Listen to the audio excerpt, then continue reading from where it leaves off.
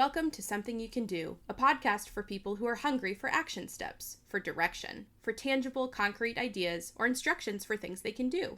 Now remember, this podcast is called Something You Can Do, not things you must do, or things you should do, or things you're able to do.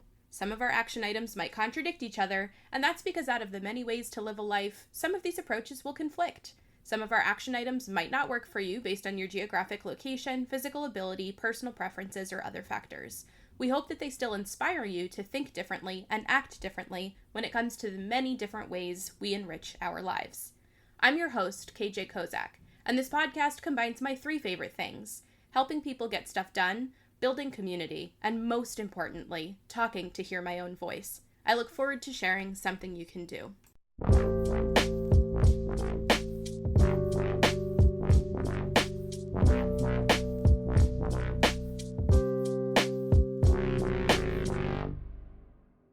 Forward to sharing Something You Can Do today with another very special co-host / guest, my spouse, Dan. Hi, Dan. Have I been upgraded to co-host? Well, I feel like everyone is a potential co-host. Everyone's a co-host waiting to happen. As long as the union fees hit, I don't care. Yeah, okay. Yeah. Upgrade my day rate. The spouse union? Yeah, the spouse union. So, Dan, what is Something You Can Do? Something you can do is unsubscribe from all of your emails. All of your emails? Yeah. That's bold. Yeah. For the listener at home, I think it's important that you know that our cat is currently, on the microphone, and there's really nothing we can do about this. So that's some additional context for you. Something you can do is record a podcast with your cat. Anyway, so unsubscribe from all of your emails. Dan, why is this something you can do? I don't mean all of your emails. I think that you at home understand what I mean. You know, I just recently realized that I was getting notifications, a lot of notifications. You might also have a smartphone, and you might also have notifications on from, your work email, your Gmail, your Hotmail, your MSN, whatever it is that you still use. Did you include AOL? Because that one's important to a lot of our listeners out there. I know of 3 people who still currently have and pay for an AOL account. Yeah, so that's meaningful. This would apply to them too. Mm-hmm. But especially for me, I have a Gmail, and Gmail splits your stuff out into your regular inbox and then promotions and social, but you get notifications for everything. And for me, my phone was just constantly dinging with unimportant nonsense of emails that I never read, was never intending to follow up on, with sales for businesses that I don't remember ever going to, how did you get my email, whatever. So I was just tired of that one day, and I just went through and unsubscribed to as many as I could. Nice. Now walk us through this process. So you have this moment of I can't do this anymore, and you decide to sit down and unsubscribe. Did you have a method? Did you just sort of willy-nilly start hitting the unsubscribe button? Walk us through what you did. Yeah. Well, at first I was just sort of unsubscribing, willy-nilly, as you put it. Just clicking on emails, scrolling to the bottom, and then finding the hidden unsubscribe button. It's always hidden. They've gotten really good at, making sure that the colors don't really stand out, and there's some standard language that has some commonality between some of the emails, but it's all different, and sometimes there are 3 different links you can click. Because I'm pretty sure that legally they have to include an option to unsubscribe in any of those emails. Yeah, and yet there are actually some emails that don't have an unsubscribe button. That's wild. I don't know what the recourse is, except to just yell at my screen and raise my fist.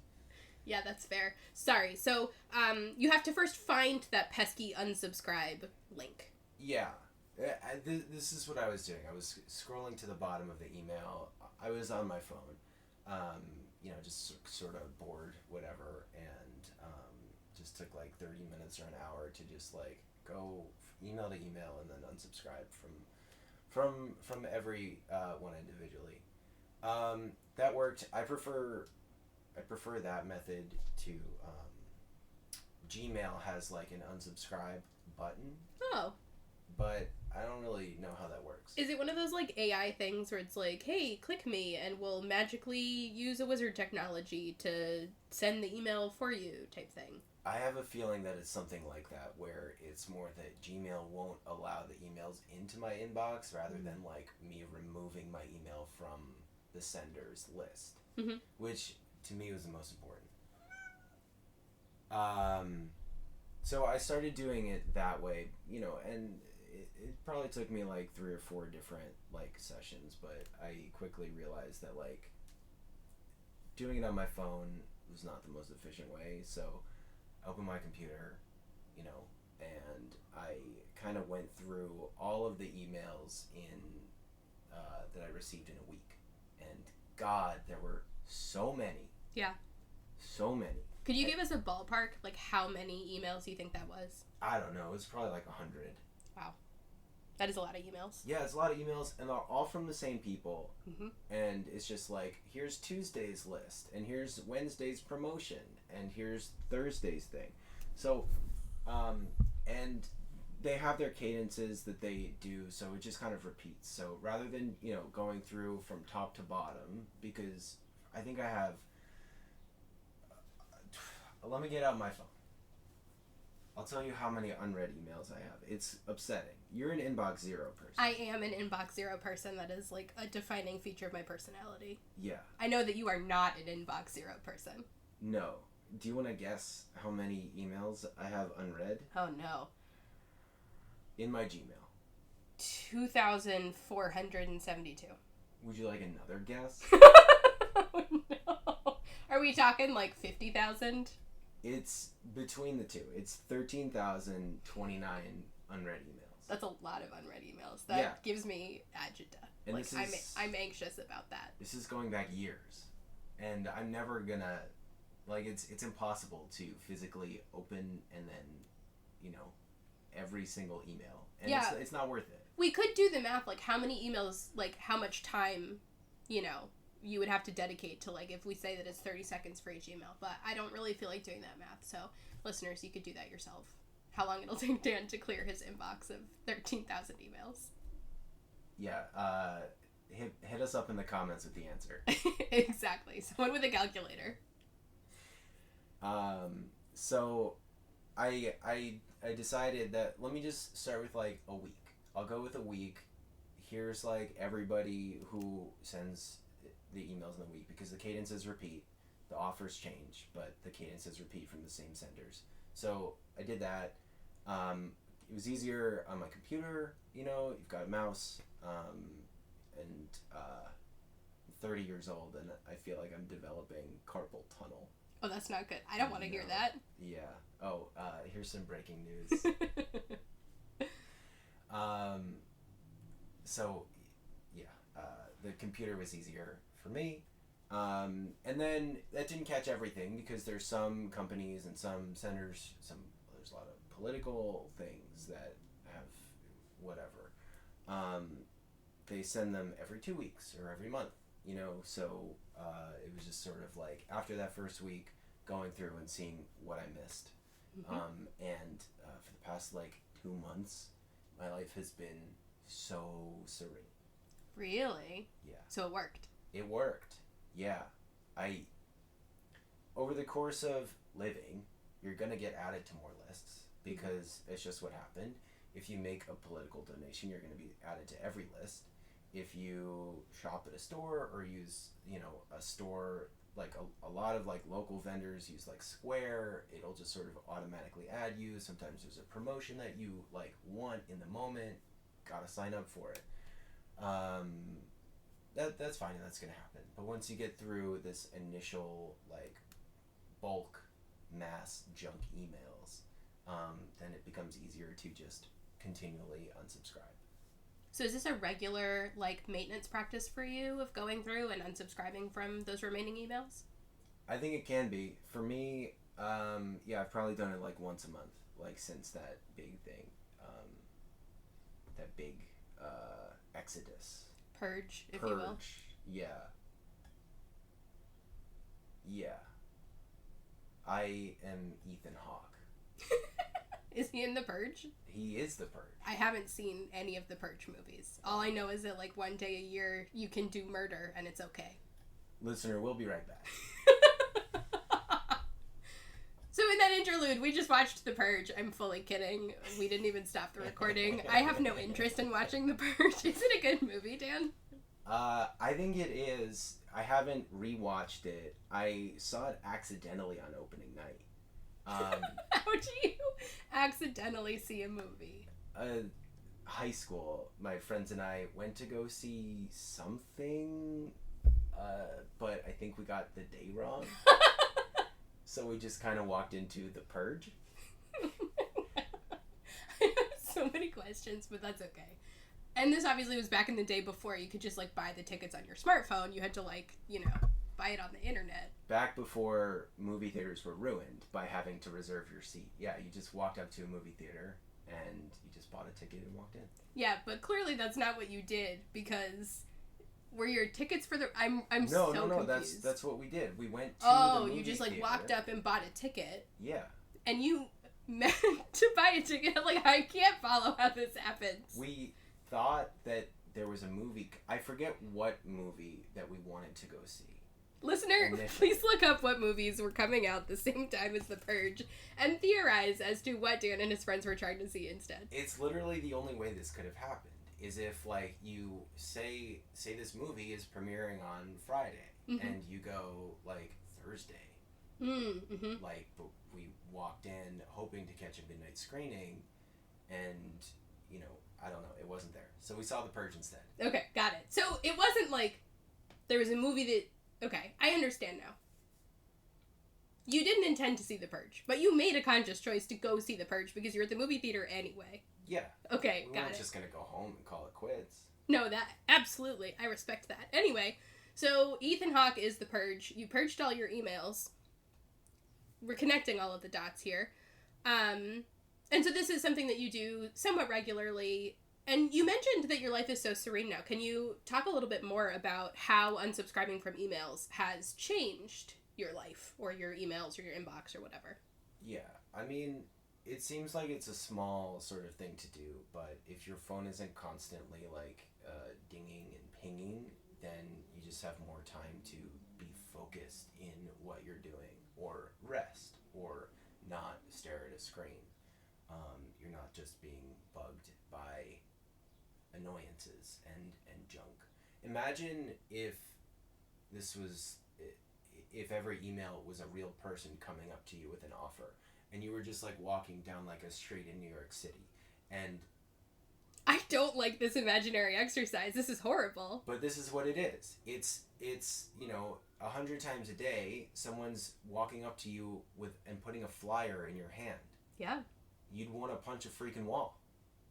I guess. Yeah, no, it would be very upsetting. I probably would, you know, not leave my house. I can't stand the clipboard people that get in your face and then make you feel bad for, you know, and I feel bad because it's just their job, but it's, like, very frustrating. Absolutely. Okay, this makes sense. I don't feel bad for them. Their job is to do this, but, like, they probably know that, like, their job is, like, annoying. That's fair. Whatever. It is what it is. One of my greatest life moments is I was, like, 12 years old and going to see, like, a Broadway show or something with my grandparents. And we were walking through New York City, and I get handed something, you know, a little flyer in my hand. And, you know, this is, like, the first time in my life that this happens. I look at it, and I'm like, okay. And then 5 steps later, there's another guy from, like, the same company who tries to hand me one, but I just hand it to him. That's really good. He takes it, and there's this, like, look of confusion. That's like an Uno reverse card moment. That's exactly what it was. I also have a flyer story that I would like to share on this podcast. We were in Provincetown, Massachusetts on a family vacation. which, as you may know, is like a hub of like gay community. There's a lot of like gay clubs and things like that. And so I was probably like 15 years old. My sisters were younger, and we're walking down the street, and a man clad only in like a Speedo, like flamboyantly, is like trying to hand a flyer to my mother and says, "Come to our show, it's fun for family of all ages." And my mother looks at him and goes, "What kind of family?" And then we kept walking. I think of that all of the time. Now I know your mom. Yes, you do. She's my mother-in-law. Yes. I know her. That's perfectly in character. Yes. And honestly, like, I think a really good response. A great response. So, anyway, back to the email thing, because this is something that I've been wondering kind of from the beginning. And you touched on this a little bit. When you are in, like, the cart checking out for something or whatever, and that little checkbox shows up that's like, sign up for promotions, news, etc. What do you do with that box? It depends. If it's required, then I click it. If it's not required, then I don't. They sometimes require it, and sometimes they don't. You just gotta, like, read it carefully. And then, yeah, that's what I do. Let me take that again. Sometimes they require it, and sometimes they don't. And if it's not required, I don't click it. So is there no situation where you want to sign up for promotions and news and special events? It's never in the long term. It's only in the moment. If I go to a website and it's like you can get 10% off on your next purchase or your first purchase if you sign up and it's just put your email in. I'll do that. Now, they are asking you to confirm it with not just your email but also your phone number, and then they'll text you before you get it. But I'll do that too because the 10% off or the 15% off or whatever the offer is in that moment to me is worth it, knowing that I'm immediately going to unsubscribe from the text messages and then, will eventually do it from the emails. Now, I'll tell you, I never sign up for those things because I find that probably 7 or 8 times out of 10, they apply that discount anyway in your cart. Sometimes. But I guess that's a gamble that you're not willing to take. No, and to that point, there are sometimes exclusions that they don't get into. You can't combine offers, so I'll have gone through the process of getting the code, and it'll be like, actually not on sale items, or this doesn't apply. And I feel a little hoodwinked. Definitely. Now, what would you say to listeners who might be marketing professionals who say, well, these emails are really important to us being able to get out information, or how else should we communicate things, or what do you say to the inevitable backlash against this unsubscribe movement? Go fuck yourself. Can we curse on this podcast? Yeah, I mean, why not? Great. No, I'm just kidding. You got a job to do, and I have a job to do. And your job is to send your stuff out and get people to open the messages, but my job is to maintain my own sense of self and my own peace of mind.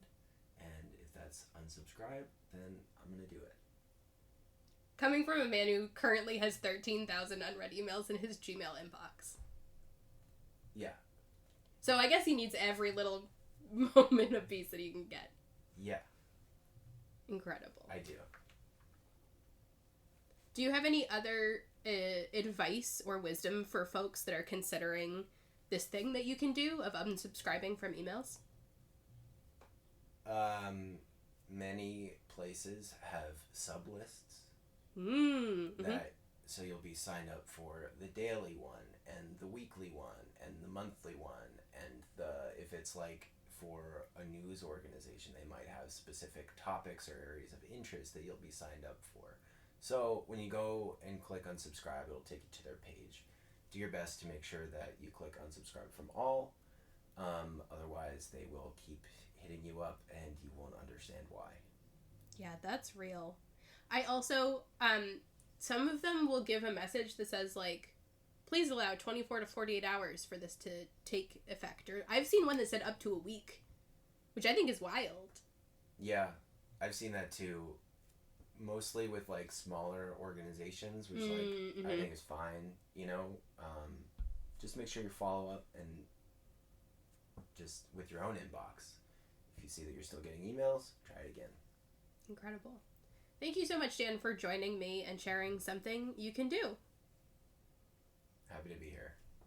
This has been another exciting episode of Something You Can Do podcast. We hope that you learned something new that you can do, or thought differently about an old thing that you can do. If you enjoyed the podcast, like and subscribe. If you didn't like the podcast, that sounds like a you problem. You can find us on Instagram at Something You Can Do Pod. See you next time.